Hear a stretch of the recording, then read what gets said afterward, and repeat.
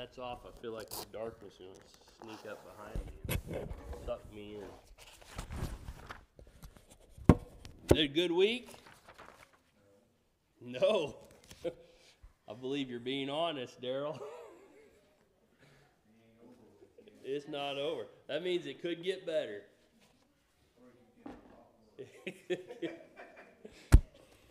Oh my, Daryl, I hope you're not a realist, because I want my week to go better than that.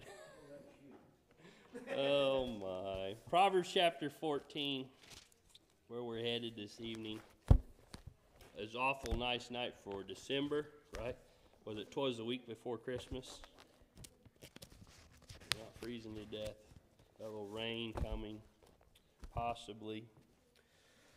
Last week we kind of ended with a little bit of discussion based on verse 32 about the wicked is banished and wickedness. We spent a little bit of time discussing that. The reality of it is we're talking about the saved versus the lost, right? So that's the realization. We see the importance of the Great Commission going and preaching the gospel. So we come to verse 33. It says, wisdom rests in the heart of him who has understanding, but what is the heart of But what is in the heart of the fools is made known. And so if we look at this, wisdom rests where? In the heart of. Where does it stay?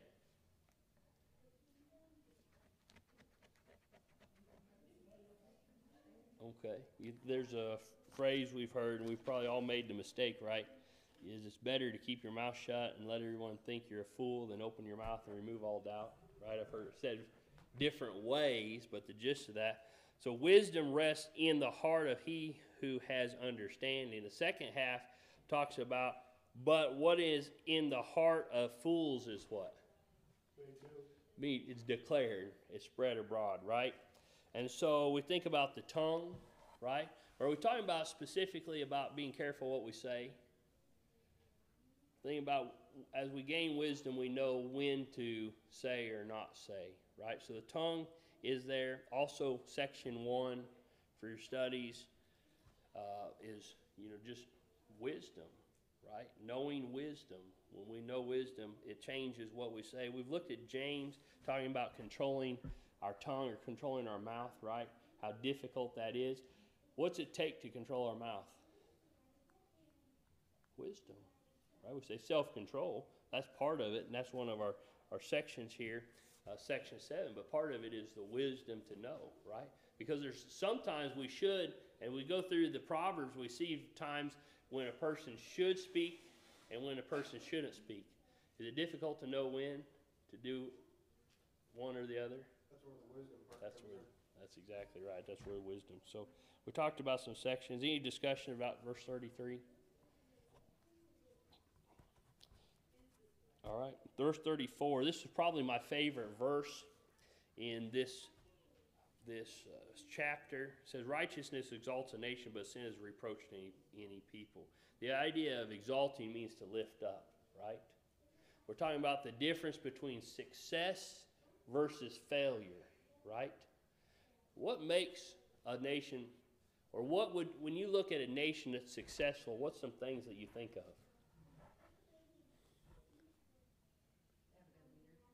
Have a good leader. One, I think that common we go to, we talk about wealth, right? Is that a part of it? Can be a part of it, can't it? What's some other things?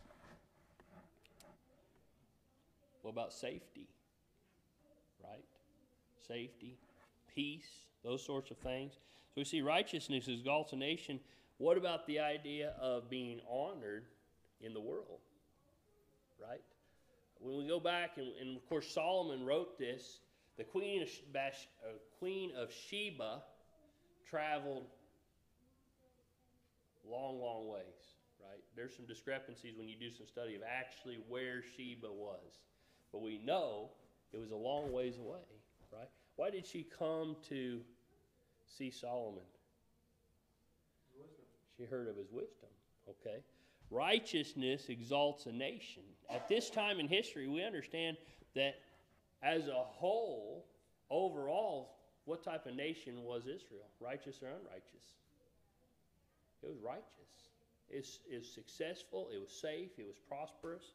And she came to see, and we see Solomon's wisdom and his righteous rule. Of course, early on in his life, we see he was a righteous ruler. So righteousness exalts a nation. Is the ruler the only one that needs to be righteous? No. Okay. So when you look at the nation, the king or the leader oftentimes reflects what the nation looks like. When you look at the nation, vice versa, right? You see it the other way. You look at both ways. So we see that in the book of Judges. We've talked some about that. But sin is reproach to any people, right? So we think about the partiality of God. Does God care what height or color a nation is? No. We see, again, the same principle as the book of Proverbs. We see the righteous versus unrighteous.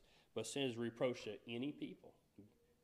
The nation of Israel, right, they would lose their blessings from God. They would start to diminish when? When they left him. When they left him. Okay, so we see that principle. And so we sing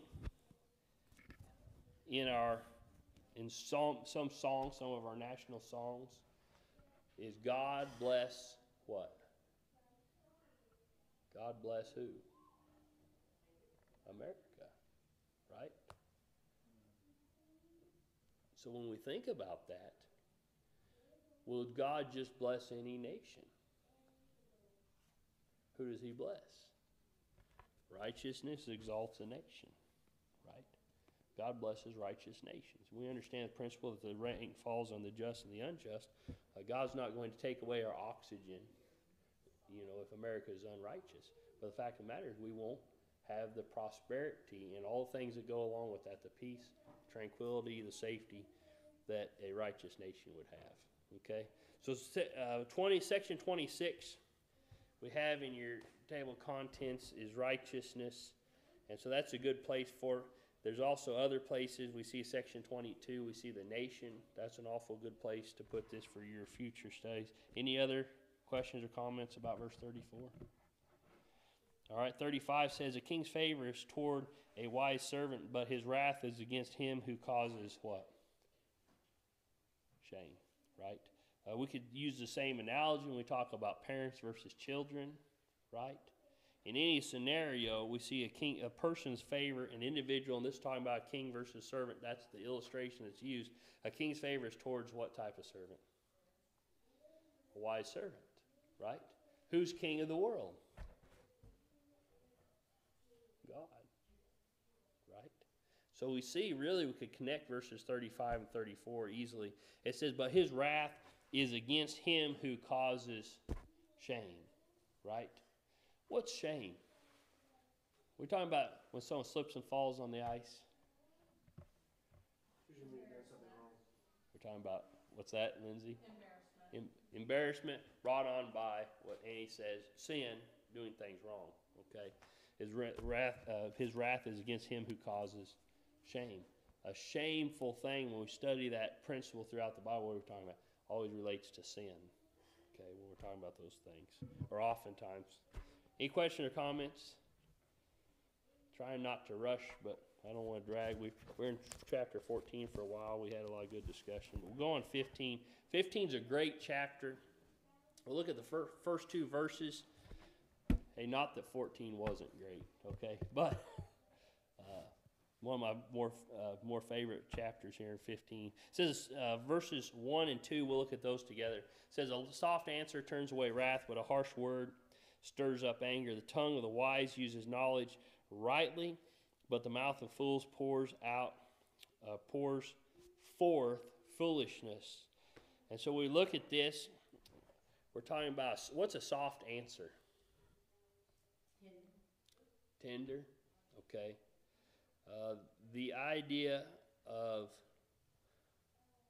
wisdom, and here we are talking about wisdom again. We're talking about police are taught de-escalation tactics, right? What's de-escalation? Try not to fight. Try not to fight, right? So when we look at this, a soft answer turns away wrath. right? What's wrath? Anger applied. Anger applied. We're talking about when anger gets to the point where it's uncontrolled, right? In this scenario, what we're talking about. So a soft answer turns away wrath. We're trying not to cause the situation to be explosive. But the harsh word does what? Yeah, you know, a lot of you know one of my favorite shows is Cops. Can't watch Cops anymore. But anyway, I remember one time there were two people fighting, right? And the cops were trying to get one guy to do what? Be quiet. Be quiet, because that was what was stirring the situation. And so a soft answer turns away wrath, but a harsh word stirs up anger. The tongue of the wise uses, and here we talk about knowledge. Knowledge applies is what wisdom is, right? It says the tongue of the wise uses knowledge rightly, but the mouth of fools pours forth what? Foolishness. And we think about that, the idea of pouring forth. We're talking about as if it's being what? Uncontrolled. It just all comes out. Right? There's one lady that, and I'm not accusing her of being unrighteous, but she was a member of the church. She was a nice lady, but her mind was failing her. And sometimes when she came to services, then people would say the gatekeeper's not in today. Right? And nothing against her, because that's nothing she could do about it. But we're talking about these individuals, it just all comes out uncontrollably. All right. So we might put this also under section 11 for the tongue. I think it's a good place. There's a lot in this chapter about that as we ended verse 14 or section 14. You go back to verse 33, which verse we started with tonight. It says, "But what is in the heart of fools is made known." That's 14:33. It ties into what we're talking about here. It's pouring forth uncontrollably. All right, any questions or comments? We'll go on to verse 3. It says, "The eyes of the Lord are in every place, keeping watch on the evil and the good." Right? Interesting, we studied this verse this week because this is an attribute attributed to somebody that's associated with this time of the year, right? You think about that? Anyway, I think we have to be careful as Christians attributing too many characteristics of deity to individuals that aren't deity. Okay? We see the eyes of the Lord are where? Jonah tried to flee, and we can go to Jonah and read some verses there if you want to. But Jonah tried to flee from, remember, God, the presence of the Lord. Right? Where's God? Everywhere. Okay. So this verse teaches us some, and we go back and we think about the nature of God, section 8 in your handout. Here it says, "The eyes of the Lord are where? Everywhere." Okay? Doing what? What's the idea of keeping watch? The Eagleville used to have a night. What was his job? Not to sleep in the car. Right? That was his job, not sleep. I'm not saying he did. I don't know who it was. But the idea, that's not, his idea was to watch. Was anything hidden from, of course, night watchmen, there's things that they won't see. But here, guys, says, God, the eyes of the Lord are in every place, keeping watch on who? Okay. And this is a verse that I think is good to keep in mind when you go back and you study the book of Job. Because when Satan presents himself before God, and here you have Solomon writing about really things that are happening to mankind on the earth, right? And so when God asked Satan, "Where you have been," did God know? You already knew, right? Parents use the same tactics today, don't they? Say, what were you doing tonight? When they already know, right? Anyway, but he's keeping watch on the evil and the good. Is God going to miss our righteousness? He's not. He won't miss the righteousness that we do, but what will he also not miss? The evil that we do. Okay, so we see those principles there. All right, questions or comments? Verse 4. Okay. A wholesome tongue is a tree of life, but perverseness in it breaks the spirit. We've talked about a tree, especially as we introduced the book of Proverbs there a while back. What's the idea of a tree represent?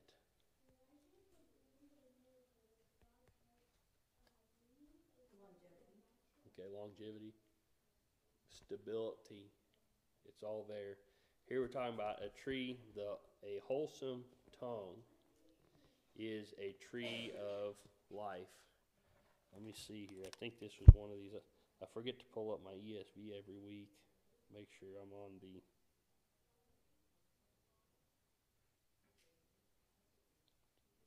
Okay. The ESV says a gentle tongue. This word is interesting to me here because it means a healing, the idea of healing or a remedy. What's a remedy? Talking about something medicine. Okay, the idea. So we go back, it says a wholesome or a gentle tongue is a tree of life. Okay, it's something that's there, it's steadfast, but it has healing power. The idea of healing powers, right? People that have wisdom can do what to a toxic situation? Control it. Okay, control it. Help to heal the situation, resolve the situation. A wholesome tongue is a tree of life, but perverseness in it breaks the spirit. The idea of perverse is what? We're talking about things that are duplicable. That's not a word we use very often in our vocabulary, is it? Duplicable? And so, when we think about that, we're seeing a duplicableness, tongue twister, in it breaks what? The spirit, right? Some people, just the way they talk, what does it do? Ruin the situation, doesn't it? Brings everyone down. Okay, so again, we've got a lot of these in this section. We're going to label the section 11 as far as the idea of the tongue. Any questions or comments? Okay, we'll go to 5. It says, "Fool despises his father's instruction, but he who receives correction is prudent." We've seen this principle before lots of times, right? Who's Solomon writing to? Realize we're almost right to the center of the book. You know, as far as chapters go, we'll go to chapter 31. We'll keep going. But fool despises his father's instruction. What was Solomon telling his son if he didn't listen to him?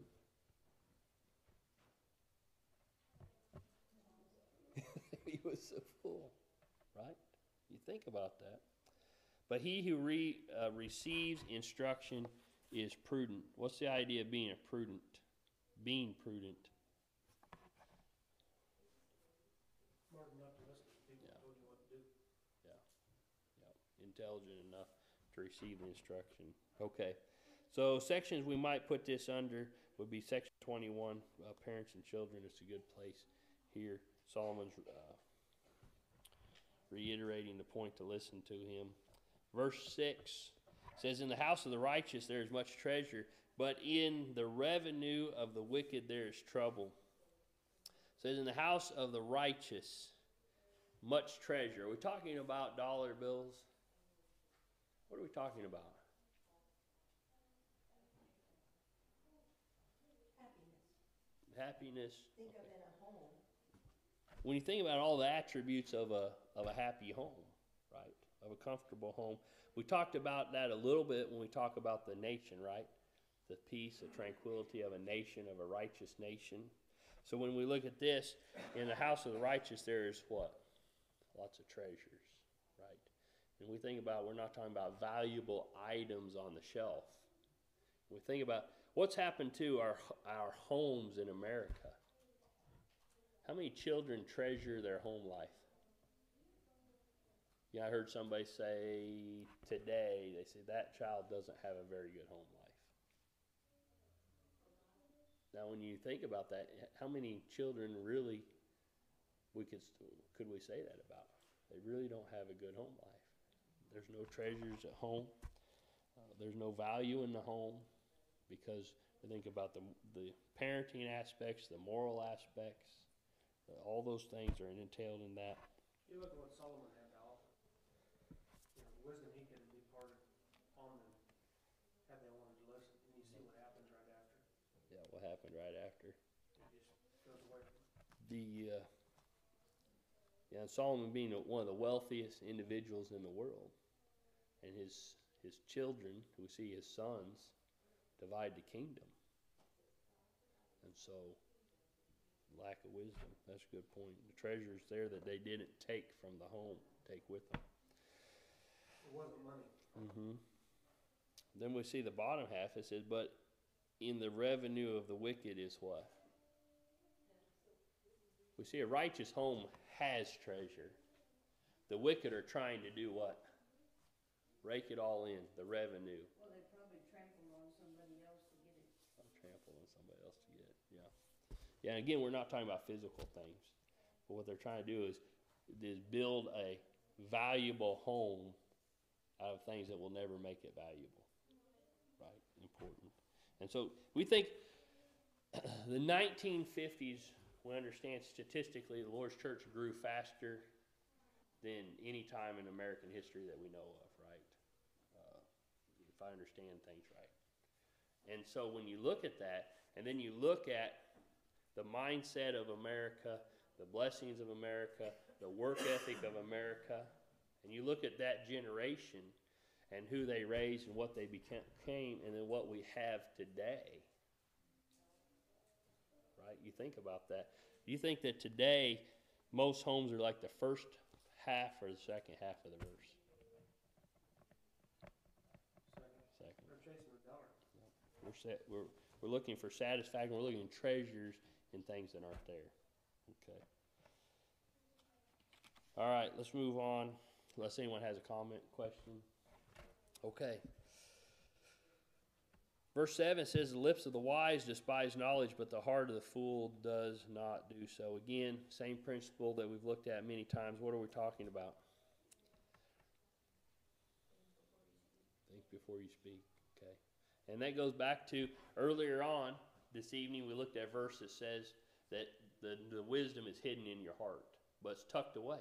But when it comes out, it comes out at the right time in the right way. Okay? So we see that the lips, they disperse knowledge, right? They're there for whose benefit? When a fool speaks, whose benefit is it for? Nobody's. But in their mind, for theirs, right? When someone speaks words of wisdom, who does it benefit? Everyone, yeah, especially the listener, right? That individual's already been blessed by the wisdom. What are they trying to do? We think about Abraham when God told him that you will be a blessing. You think about that principle of being a blessing. In what we say, how we say it, when we say it, can that be us being a blessing? It can. Okay, so we see that. It says, but the heart of the fool does not do so. It's different. What Solomon's saying is different. So again, verse 11, or section 11 is a good place to put it. Any discussion, questions, comments? Okay. Verse 8, it says, the sacrifice of the wicked is an abomination to the Lord, but the prayer of the upright is his delight. This is a neat verse to me, because we think about the difference between bringing a sacrifice to God or offering a prayer. Which one takes more time?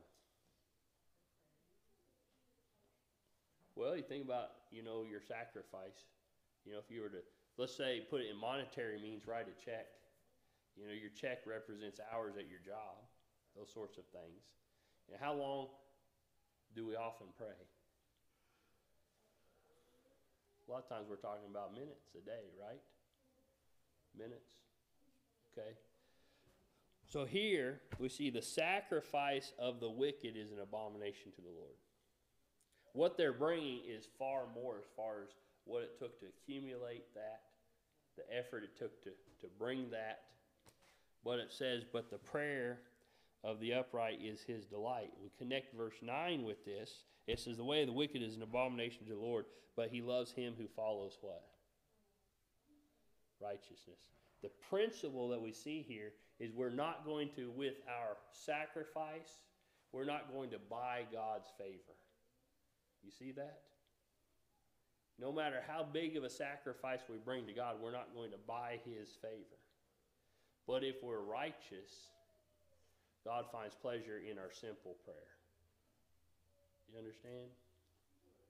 We think about that. In many religions, what is a representation of your righteousness? Your sacrifice. Yeah, your donation, what you bring, what you give. Okay. Is it important what we give? Yeah, we have a yearly budget. I guess what the men, we disclose the budget for the year to the congregation. We have a lesson associated with that, right? We understand the importance behind our sacrifice. But if we're not righteous, is God going to have respect to our sacrifice? No, we could go back, I wasn't planning on go back and look at Saul. When Saul didn't kill Agag, he spared the livestock and those sorts of things. God had no respect, even though that his excuse to Samuel was, we saved him to sacrifice to God. They disobeyed God's command, which was unrighteousness. There's no sacrifice that was going to buy their righteousness. All right, so I put under section 26 of righteousness, and also 28, maybe 29, salvation in God or deliverance. What? The righteous will be delivered, right? Through what? Through our righteousness. Okay.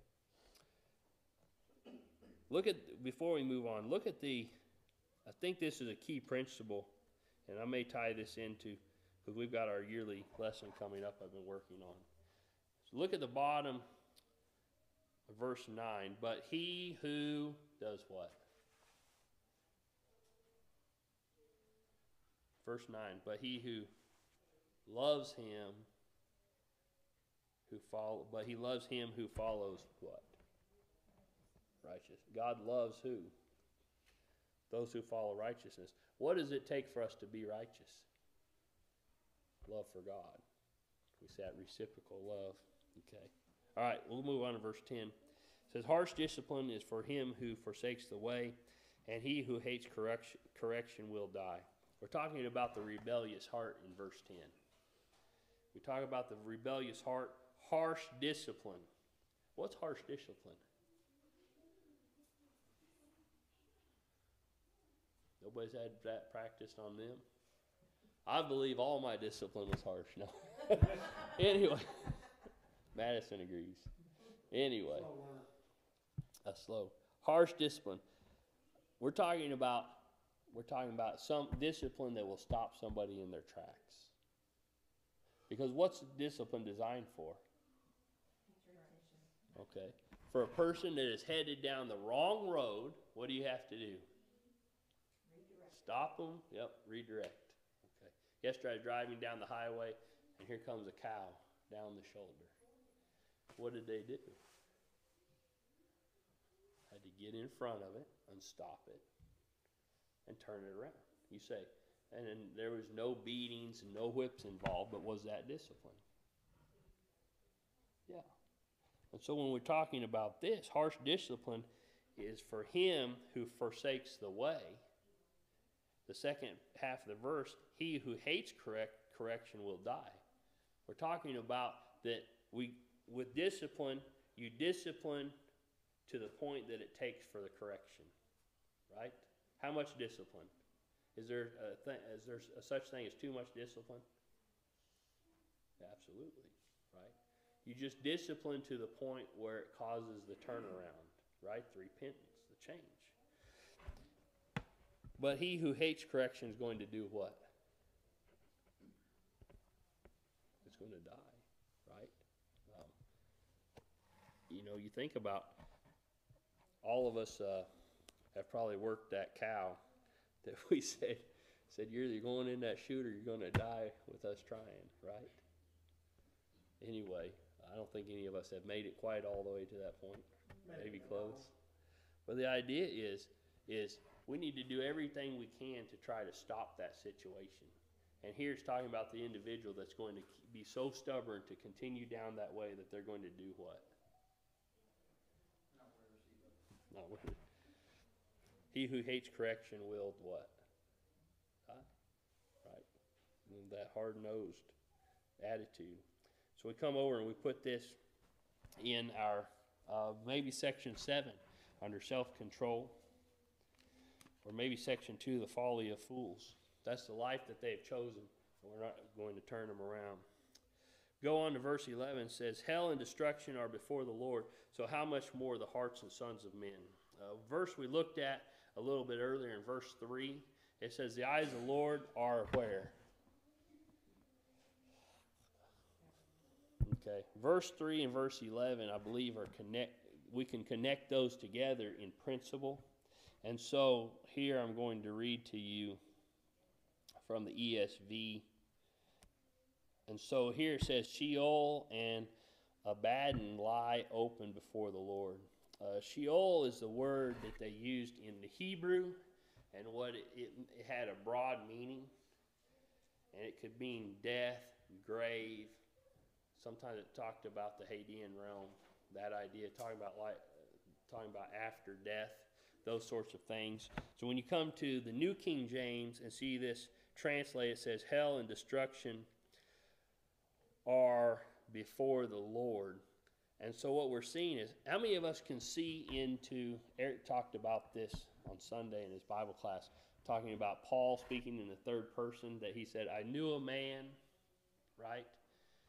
Or may not have been in the next realm, right? Okay, we think about that. How many of us have seen the Hadean realm?